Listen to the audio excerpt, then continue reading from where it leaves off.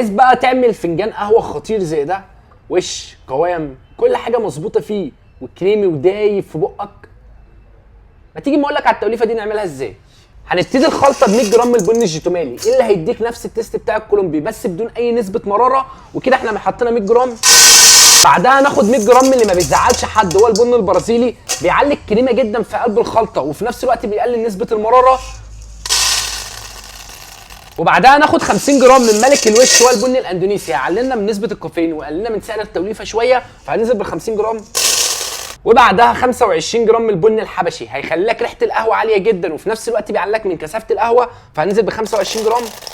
هنحوجها ب 10 جرام من الحبال للربع كيلو ده. شويه ورد خفاف جدا. اروح اخد لها واحده من جوز الطيب وده اختياري مش اجباري.